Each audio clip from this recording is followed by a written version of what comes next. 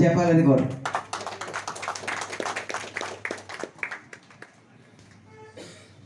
గురువే సర్వలోకానం విషజే భవరోగానం నిధియే సర్వ విద్యానం శ్రీ గురు దక్షిణామూర్తి అయిన ఈ మనకి జ్ఞానాన్ని ఇచ్చే భగవంతుడు గురువు రూపంలో వచ్చి మనకు జ్ఞానాన్ని ప్రసాదించి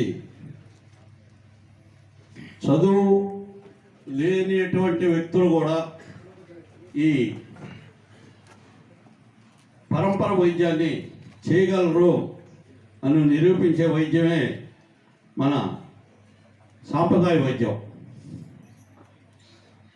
అలోపతి వాళ్ళు డాక్యుమెంటరీ అడుగుతారు, డాక్యుమెంటరీ చేయలేని వాళ్ళు చాలామంది ఉన్నారు. కానీ వాళ్ళకి భగవంతుడు ఇచ్చిన జ్ఞానంతో వ్యాధిని గుర్తిస్తారు,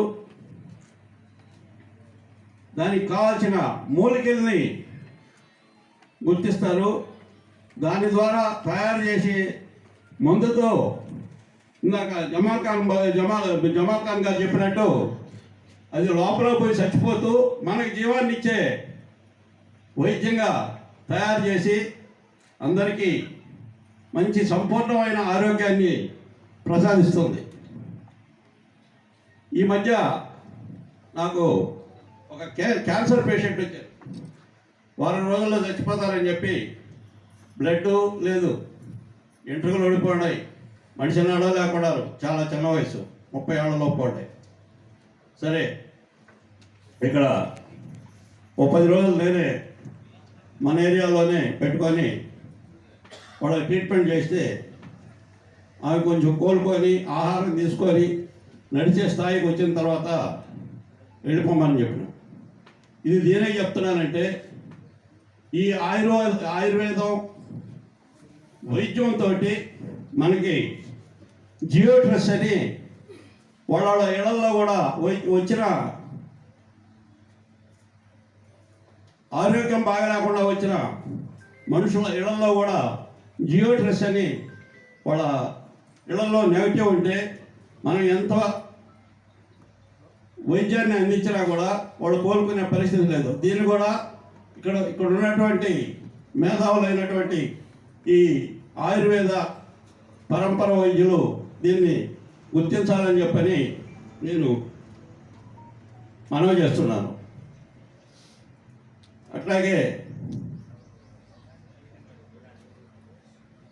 మనకి నిన్ననే ఒకరు ఇంటర్వ్యూ చేశారు నన్ను, కరోనా వస్తుంది కదా, ఏది మీ సందేశం ఏంటంటే టీడీయూ ద్వారా సర్టిఫికేట్ తీసుకున్న భారతదేశంలోని ప్రతి ఒక్క వైద్యులు దీనికి నైపుణ్యం కలిగిన వాళ్ళు, అంటే మొక్కను గుర్తించగలరు, వ్యాధిని గుర్తించగలరు, అది ఎలాంటి వ్యాధినైనా నయం చేయగలరు. కాబట్టి ఏ ఏరియా వాళ్ళు వాళ్ళ దగ్గర పోయి నైపుణ్యం కలిగిన వ్యక్తుల దగ్గర వైద్యం స్వీకరించవచ్చని చెప్పి నిన్ననే ఇంటర్వ్యూ ఇవ్వడం కూడా జరిగింది.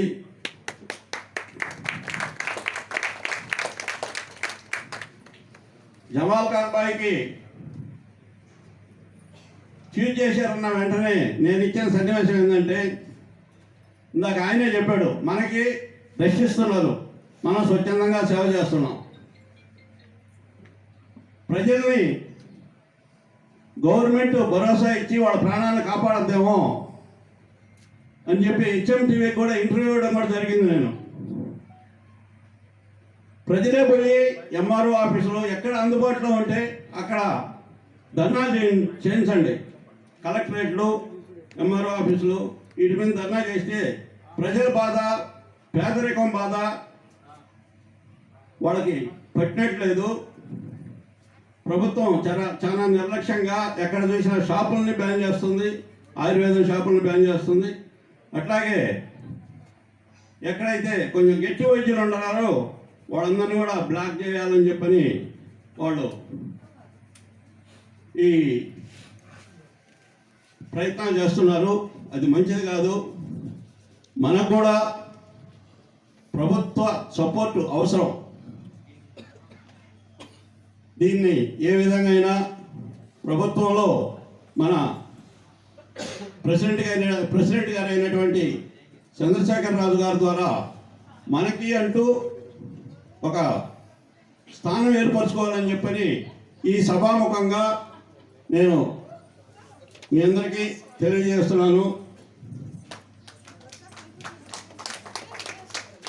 ఇప్పుడు వరల్డ్ ఆయుర్వేద ఆర్గనైజేషన్ ప్రపంచంలో మన భారతదేశానికే ఇచ్చారు. అది మనకి ఒక గొప్ప వరం.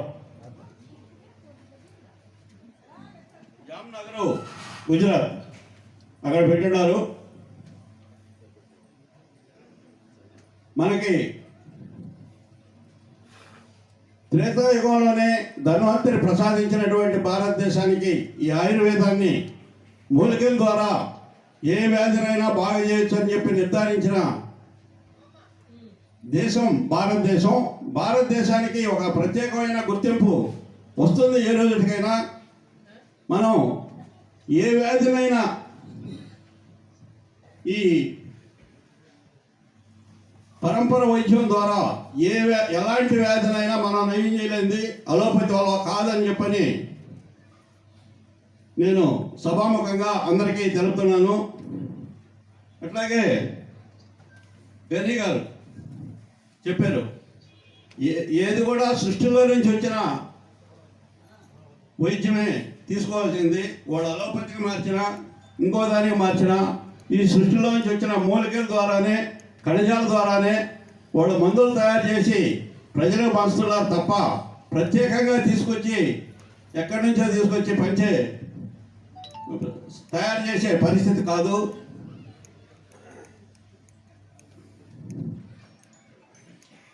ఇది అందరూ గమనించి నేను ప్రతి వ్యాధికి నాకు తోచినంత వరకు నేను మందులు అంటే ఈ కరోనా ఆనందం అంటేనే వాళ్ళకి ఏ బాగలేకపోయినా ఏదో ఒక నమ్మకంతో వస్తున్నారు.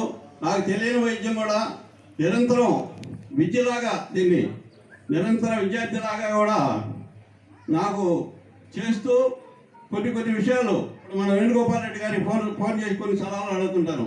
చెన్నైలో మా గురువు గారు ఉన్నారు, ఆయన అడుగుతుంటాను. తిరుపతిలో శ్రీనివాసరావు గారు ఉన్నాడు, వాళ్ళని అడుగుతుంటారు. ఇట్లా ఏది దేనికి అయితే నైపుణ్యం కలిగిన వాళ్ళు ఉన్నారో వాళ్ళ దగ్గర దాన్ని తీసుకొని ఏ విధంగా సేకరించాలో చేసి వాళ్ళకి సంపూర్ణమైన ఆరోగ్యాన్ని ఇస్తున్నామో అందరూ కూడా ఓడాడో దోచిన విధంగా ప్రతి ఒక్కరూ సేవ ద్వారానే మనం ముందుకు పోవాలి. మనకు గుర్తింపు రావాలంటే కూడా సేవ ద్వారానే వస్తుంది. ఇది అందరూ ఇక్కడికి వచ్చిన ఇక్కడ ఉన్న వాళ్ళందరూ కూడా వైద్యులే.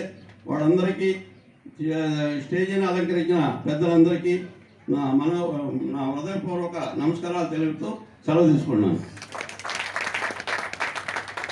థ్యాంక్ యూ సార్, చాలా మంచి ప్రసంగాన్ని ఇచ్చారు. అలాగే ఇప్పుడు మన చీఫ్ గెస్ట్ అయిన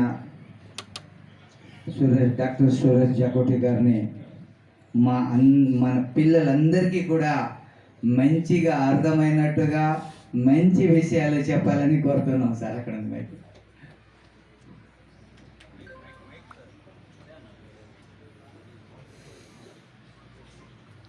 హలో, సభకి నమస్కారం. నేను బిఎంఎస్ హైదరాబాద్లో చేసిన, దాని తర్వాత ఎండి జనరల్ మెడిసిన్ కాయ చికిత్సలో చేసిన, మళ్ళీ డిపార్ట్మెంట్ ఆఫ్ ఆయుష్ తెలంగాణలో చివరిలో chief superintendent of the government Indian medicine pharmacy అని మన తెలంగాణ ప్రభుత్వంకి ఉన్నది. సో దానికి చీఫ్ సూపరింటెండెంట్గా పోయిన సంవత్సరం వాలంటీర్ రిటైర్మెంట్ తీసుకొని బయట వచ్చిన.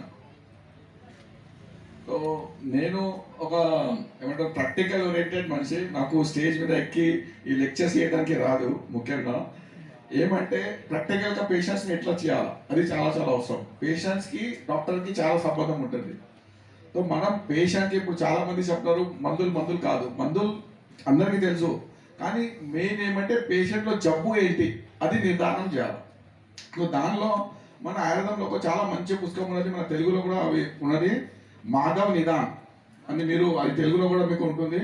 అది ఎంత బ్యూటిఫుల్ పుస్తకం అంటే ఇప్పుడు పెద్ద పెద్ద అలోపతి మందు డయాగ్నోసిస్ చెప్పేది కూడా